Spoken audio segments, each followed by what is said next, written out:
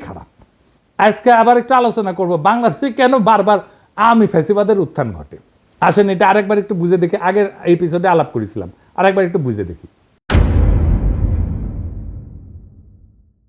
একটা রাষ্ট্রের তিনটা অঙ্গ থাকে, একটা এক্সিকিউটিভ, লেজিসলেটিভ আর জুডিশিয়ারি। এই তিনটা অঙ্গের সমন্বয়ে একটা রাষ্ট্র গড়ে ওঠে। এই লেজিসলেটিভ বা আইনসভা দেশে কি আইন হবে সেটা নির্ধারণ করে। এক্সিকিউটিভ সেই আইন অনুযায়ী দৈনন্দিন কাজকর্ম চালায় এবং পলিসি নির্ধারণ করে। তবে একটা রাষ্ট্রের সর্বোচ্চ পলিসি নির্ধারণ করে আইনসভা বা পার্লামেন্ট। কারণ এক্সিকিউটিভ আইনসভার পাশ করা আইন দিয়া চালাইতে বাধ্য, দেশ চালাইতে। এক্সিকিউটিভ কখনোই নিজে আইন বানাইতে পারে না। এমনকি কোনো সভ্য দেশে আদালত বা জুডিশিয়ারিও আইন বানাইতে পারে না, বা পারার কথা না। আদালতের বিচারকেরা যদি নিজেরাই আইন বানায়, সেটাকে রাষ্ট্রবিজ্ঞানের ভাষায় বলা হয় জুডিশিয়াল অ্যাক্টিভিজম। এই জুডিশিয়ারি কাজ হইতেছে এক্সিকিউটিভ যাতে নিজের এখতিয়ার বা জুরিসডিকশনের অতিক্রম করিয়া অর্ডার জারি করতে না পারে সেটা দেখা। এর সাথে দেশে আইনসভা দিয়ে পাশ করা আইনের উপরে ভিত্তি করে বিভিন্ন কেসে সেই আইন অনুযায়ী রুলিং দেওয়া, আর দেশের সেই আইন অনুযায়ী ফৌজদারি এবং দেওয়ানি বিভিন্ন মামলার কার্যক্রম পরিচালিত করা। এটাই হইতেছে জুডিশিয়ারির কাজ। এখন আওয়ামী লীগ বিগত 15 বছর দেশে ফ্যাসিজম আদালতের মাধ্যমে কিন্তু প্রতিষ্ঠা করেছে। এটা মাহমুদুর রহমান কিন্তু বলে, খাইলকের মতো দালাল প্রধান বিচারপতি দিয়ে হাসিনা নিজের ইচ্ছা মতো যা খুশি রুলিং জারি করায়। আওয়ামী লীগের সমালোচনা করা, যাকে তাকে আদালত অবমাননার মামলা দেওয়া। এদেশে আদালত এখন ঠিক কি কাজ করে তা বোঝার জন্য আইন পড়তে হয় না, পত্রিকার ফেসবুক স্ক্রল করলেই চলে। মানুষ ভাবে আদালত বিচার করে না ভাই, এই আদালত ইতিহাস লেখে, এই আদালত পোস্টার বানায়, কবিতা লেখে, স্লোগান বানায়, পাঠ্য বই সম্পাদনা করে, ক্রিকেট টিম নির্বাচনে মত দেয়। আদালত রুল দেয় 15ই আগস্ট হইবে শোক দিবস, 7ই মার্চ হইবে জাতীয় ঐতিহ্য, জয় বাংলা হইবে জাতীয় স্লোগান, স্বাধীনতার ঘোষক হইবে শেখ মুজিব। কেউ যদি প্রশ্ন তোলে যে এগুলি কি বিজ্ঞাপন, ওটা কি অ্যাড এজেন্সি, তখন কওয়া হবে আপনি নিশ্চয়ই রাজাকার। স্কুলে কি পড়ানো হবে আদালত ঠিক করে দেয়। পাঠ্য বইয়ে বঙ্গবন্ধু কত পাতা জুড়ে থাকবে সেটাও রুল দিয়ে আসে।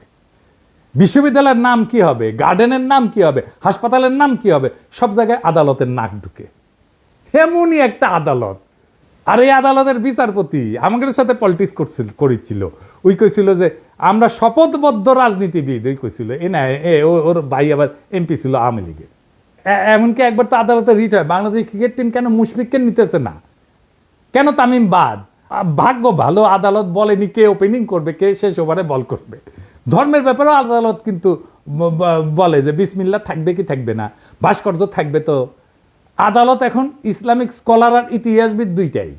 অথচ এসব সিদ্ধান্ত একটা সভ্য রাষ্ট্রে আদালতের এখতিয়ারে থাকারই কথা না। এসব সিদ্ধান্ত রাষ্ট্রে হয় আইনসভা নেয়, অথবা এক্সিকিউটিভ বিভাগ আইনসভা দ্বারা এম্পাওয়ার্ড হয়ে নেয়। এই কয়েকদিন আগে আমাদের অ্যাটর্নি জেনারেল বলছে যে হাইকোর্ট চাইলে যে কোনো ব্যাপারে হস্তক্ষেপ করতে পারে। ব্যাপারটা শুনতে খুব অদ্ভুত শোনালেও বাংলাদেশের সংবিধান অনুযায়ী পুরো ঘটনাটা লিগ্যাল। বাংলাদেশের 72-এর সংবিধান একটা বিস্ফোরা ধারা ঢোকানো আছে, যার দ্বারা এম্পাওয়ার্ড হইয়া আদালত বা হাইকোর্ট যে কোনো ব্যাপারে হস্তক্ষেপ করতে পারে, যা খুশি তাই করতে পারে। এটা হইতেছে সংবিধানের 102 নম্বর আর্টিকেল। এই বিস্ফোরা আর্টিকেল বাংলাদেশে বিচারকদের জুডিশিয়াল অ্যাক্টিভিজম করার রাস্তা তৈরি করে দিছে। আর এই ফলে এই সমস্ত ডক্টর কামাল হোসেনের বাল্ব কিছু বুঝে না, উই ওর গুমুত সামলাইতে পারে না, ব্যাপার পরে থাকে। সত্যি কথা, মিথ্যা কথা কইতেছি না। এবং এইটা দিয়ে এম্পাওয়ার্ড হয়ে হাসিনা তার আমলে মুদল আদালত দিয়াই তার সন্ত্রাসের রাজত্ব কায়েম করছে। কি আছে আর্টিকেলে আসেন দেখি। এই আর্টিকেলের ফলে যে কেউ, যে কোনো আইনজীবী যা ইচ্ছা যা খুশি সেটা নিয়ে হাইকোর্টে রিট করতে পারে। হাইকোর্ট বেঞ্চ সেই রিটের উপর ভিত্তি করে যা খুশি তাই রুলিং জারি করতে পারে। কি বিচিত্র একটা দেশ, তাই না? মাঝে মাঝে অনেক উকিল সরকারকে বিভিন্ন কাজ করার নির্দেশ দিয়ে নোটিশ পাঠায়, অন্যথায় সে 102 ধারার ভিত্তিতে হাইকোর্টে রিট করার হুমকি দেয়। খালি সরকারকে না, অনেক বদমাইশ উকিল এটা ব্যবহার করে অসংখ্য মানুষকে, সাধারণ মানুষকে হয়রানি করে, যারা কোনোভাবে একটা ব্যাপারে ইন্টারেস্টেড পার্টি না।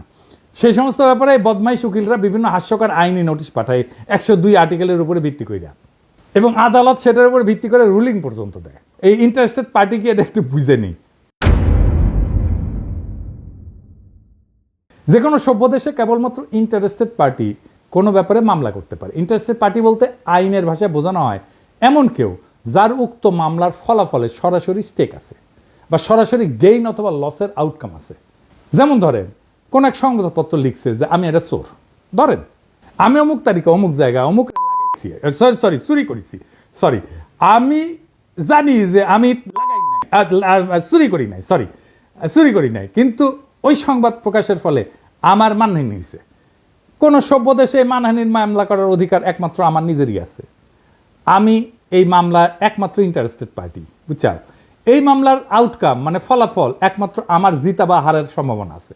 এখন যদি কুমিল্লার মোকলেস মোল্লা অথবা গোপালগঞ্জের উকিল হরিদাস পাল আদালতে গিয়া মামলা করে যে অমুকের মানহানি অমুক করিছে, অতএব অমুকের বিরুদ্ধে এত টাকা ক্ষতিপূরণ দাবি করে আমি মামলা করেছি, ব্যাপারটা যে কত বড় হাস্যকর হয়ে উঠবে সেটা আর বলার অপেক্ষা রাখে না। আমার নামে এরকম মামলা করেছে, আমি নাকি হাসিনা শেখ মুজিবের অপমান করেছি, তার ভাবমূর্তি ক্ষুণ্ণ করেছি। একজন কে সিলেটে একটা মামলা করেছে, গোপালগঞ্জে একটা মামলা করেছে, কতগুলো। আমাকে সেদিন জিজ্ঞাসতেছে ঢাকার ডিসি যে দাদা আপনার নামে কি কি মামলা আছে। আমি বললাম আমি নিজেই জানি না রে ভাই, মাঝে মাঝে শুনেছি এই জায়গায় এই জায়গায় এই জায়গায় এই জায়গায় মামলা আছে। কতগুলো মামলা আছে আমি গোনা বাদ দিছি। এরকম হাজার হাজার ঘটনা ঘটছে, মামলা হয়েছে, জেল পর্যন্ত হয়েছে, সেসব মামলার উপরে ভিত্তি করে। সত্যি ছেলে কাজ কি বিচিত্র এই দেশ। অথচ এই ব্যাপারে সংস্কার করার কথা নিয়ে কোনো কেউ প্রপোজাল দেয় না। কারণ সব জায়গায় বলা হইতেছে দেশে এক্সিকিউটিভ, লেজিসলেটিভ, জুডিশিয়ারির মধ্যে একটা ক্ষমতার ভারসাম্য আনা লাগবে। কিভাবে লাগবে সে ব্যাপারে সংস্কার কমিশনের রিপোর্টে অনেক ভংজুং প্রস্তাব আছে। যেমন ধরেন কইছে হাইকোর্টের শাখা বাড়ানো লাগবে। তো হাইকোর্টের শাখা বাড়াইলে কিভাবে ভারসাম্য আসবে সেটার কোনো ব্যাখ্যা নাই। হাসিনার আমলে আদালত প্রত্যেকটা ব্যাপারে নাক গলায় হাসিনার ত্রাসের রাজত্ব কায়েম করতে সাহায্য করছে। কালামানিক সব জায়গায় নাক গলানোর বার এমনই বাড়ছিল যে লীগের স্পিকার আব্দুল হামিদ পর্যন্ত সেটাতে বিরক্ত হয়ে বলছিল বেশি বাড়াবাড়ি করলে জনগণ আদালতের বিরুদ্ধে উঠে দাঁড়াইতে পারে। এমনকি খালি এক্সিকিউটিভের ব্যাপারে নাক গলানো না, বিভিন্ন সময় দেশে কি আইন হওয়া উচিত কি হওয়া উচিত না সেটা পর্যন্ত আদেশ জারি করেছে। সংবিধানের স্পষ্ট লেখা থাকতে হবে আদালত বা জুডিশিয়ারি কোনোভাবে জুডিশিয়াল অ্যাক্টিভিজম করতে পারবে না। তারা কেবলমাত্র দেশে বিদ্যমান আইনের উপর ভিত্তি করে রায় দিতে পারবে। জনগণের যদি কোনো আইন পছন্দ না হয় অথবা কোনো আইন বানানোর ইচ্ছা হয়, তাদেরকে তাদের এমপির সাথে কথা বলে সেই বিল সংসদে আনার ব্যবস্থা করতে হবে। সংসদ সদস্যদের মূল কাজ এলাকার উন্নয়ন করা না। এরা যে বলবে আমি আপনার এলাকার উন্নয়ন করে দেবো, এটা তার কাজ না, এটা কাজ পৌরসভার। পৌরসভার কাজ এমপিরে দিয়ে করায় না। তাদের মূল কাজ আইনসভার বিভিন্ন আইন নিয়ে আলোচনা করে ভোটাভুটি করে আইন বানানো। এই সাধারণ তথ্যটা দেশের অধিকাংশ মানুষ জানে না। আর একটা হাস্যকর অভ্যাস এই জাতির কাছে আছে, কিছু হইলে সবকিছুতে আদালতে যায় মামলা করে দেয়। যেমন বিপ্লবের পরে আওয়ামী লীগকে নিষিদ্ধ করা লাগবে, এটা নিয়েও আদালতে মামলা করতে গেছিল পোলাপাই, আদালতে রিট করে। অথচ একটা রাষ্ট্রে এই সিদ্ধান্ত নেওয়ার অধিকার সেই রাষ্ট্রের আইনসভার, যারা ওই দলকে নিষিদ্ধ করে আইন করতে পারে অথবা সংবিধানে ওই দলকে নিষিদ্ধ করে দিতে পারে। যেমন জার্মানিতে নাজি পার্টি, ওদের আইনসভায় পাশ হওয়া নাজিদের নিয়ে করা স্পেসিফিক আইন দিয়ে নিষিদ্ধ। ইতালিতে ফ্যাসিস্ট পার্টি একদম সাংবিধানিকভাবে উল্লেখ করে নিষিদ্ধ করা হয়েছে। এইখানে আদালতে গিয়া মামলা কইরা তাদেরকে টেনে আনা এই আশায় যে তারা রায় দিবে অমুক দল নিষিদ্ধ, এটা চূড়ান্ত নির্বুদ্ধিতা। কোনো আদালত দেশের আইনসভার বা এক্সিকিউটিভের কাজ করতে পারে না।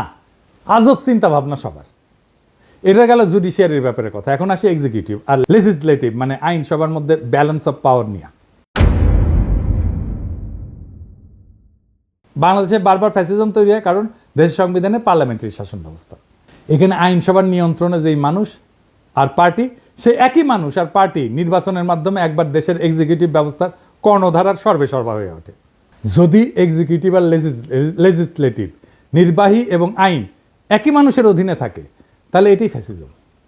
এই পার্লামেন্টারি ব্যবস্থা পৃথিবীর যে সমস্ত দেশে অ্যাপ্লাই করা হয়েছে সেখানে অসংখ্যবার ভয়ঙ্কর রকমের ভাবে ব্যাকফায়ার করছে। কোথায় কোথায় করছে শুনবেন? ইউরোপেই এটা ডিজাস্টার করছে। প্রথম বিশ্বযুদ্ধের পর যখন ইউরোপে বিভিন্ন দেশে এই যে রাজতন্ত্রের পতন হয়, রিপাবলিক হয়, যেখানেই এই ব্যবস্থা সংবিধানে ঢুকানো হয়েছে সেখানেই ভয়ঙ্করভাবে ফ্যাসিজমের উত্থান হয়েছে। আমি একটা আলোচনায় করছিলাম পার্লামেন্টারি ব্যবস্থা সেখানেই কাজ করে যেখানে একজন রাজা আছে, কিং আছে। জার্মানি, ইতালি, স্পেন সব জায়গায় পার্লামেন্টারি ব্যবস্থা ডিজাস্টার হয়েছে। দ্বিতীয় বিশ্বযুদ্ধে বেদম মার খাওয়ার পরে এরা শান্ত আছে, তাও আমেরিকান সৈন্য গ্যারিসন থাকার কারণে। তৎকালীন ইস্টার্ন ইউরোপেও এই পার্লামেন্টারি ব্যবস্থা হাঙ্গেরি, রোমানিয়ার ডিজাস্টার করছে। ফ্রান্সে যতদিন পার্লামেন্টারি ব্যবস্থা ছিল ততদিন ফ্রান্সে ততই বছর অবস্থা ছিল, টালমাটাল অবস্থা ছিল। ফ্রান্সের থার্ড রিপাবলিক মানে 1870 থেকে 1940 পর্যন্ত, এই 70 বছরে কয়বার সরকার বদল হয়েছে জানেন? শুনবেন, 101 বার। গড়ে 8 মাসে একটা নতুন সরকার আসতো। এরপর ফ্রান্সের চতুর্থ রিপাবলিক 1946 থেকে 1958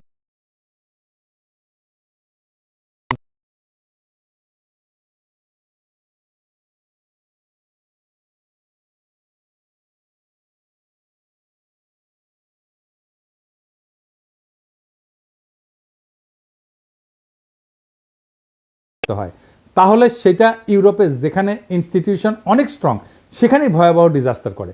বাংলাদেশের মতো তৃতীয় বিশ্বের দেশ তো একটা ডিজাস্টার করবেই, এটাই স্বাভাবিক। আপনারা বসে বসে চায় চায় দেখবেন আলী রিয়াজরা যে করতেছে, দেখবেন 20 বছর পরে কি হয়। তখন আলী রিয়াজ দেখেন কি বলে, এটা একদম ডিজাস্টার করবে। ওরা বেশি বুঝে এই সমস্ত গুলোকে টেনেন্স, এরা রাষ্ট্র বোঝে না, রিপাবলিক বোঝে না, কিচ্ছু বোঝে না।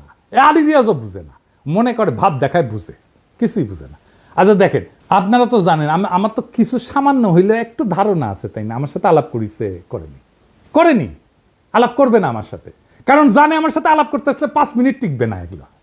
এই কারণে বাংলাদেশের নতুন সংবিধানে এক্সিকিউটিভ নির্বাচন আলাদাভাবে হইতে হবে। দেশে এক্সিকিউটিভদের প্রধান হচ্ছে রাষ্ট্রপতি। রাষ্ট্রপতি নিজেই সরাসরি জনগণের ভোটে নির্বাচিত হয়ে আসবে। রাষ্ট্রপতি নিজেই এক্সিকিউটিভ, ডে টু ডে প্রশাসন আর পলিসি নির্ধারণ করবে। এর জন্য উনি একটা ক্যাবিনেট নিয়োগ দেবে বিভিন্ন এক্সিকিউটিভ ডিপার্টমেন্ট চালানোর জন্য। সব সিদ্ধান্ত রাষ্ট্রপতি নিজেই নেবে, কোনো প্রধানমন্ত্রী থাকবে না। রাষ্ট্রপতির মেয়াদ 4 বছর বা 5 বছর হবে, কিন্তু এক্সিকিউটিভ হিসেবে রাষ্ট্রপতি কোনো আইন বানাইতে পারবে না, এবং উনার সমস্ত অর্ডার সিদ্ধান্ত বিদ্যমান আইনের মধ্যে থাকতে হবে। রাষ্ট্রপতি কোনো অধ্যাদেশ জারি করে আইনসভার কাজ নিজে করতে পারবে না। রাষ্ট্রপতি খালি দেশে বিদ্যমান আইনের বাস্তবায়ন করে একটা এক্সিকিউটিভ কাজ চালাইতে পারবে। দেশে কোনো আইনের দরকার হলে, আইন বাতিল করতে হলে আইনসভার মিটিং ডাকতে হবে, এবং সেখানে কেবলমাত্র আইনসভার সদস্যরা ভোট দিয়ে কোনো সিদ্ধান্তে আসবে। এই সংসদের সদস্যরা সম্পূর্ণ আলাদা নির্বাচনে আলাদাভাবে জনগণের সরাসরি ভোটে নির্বাচিত হবে।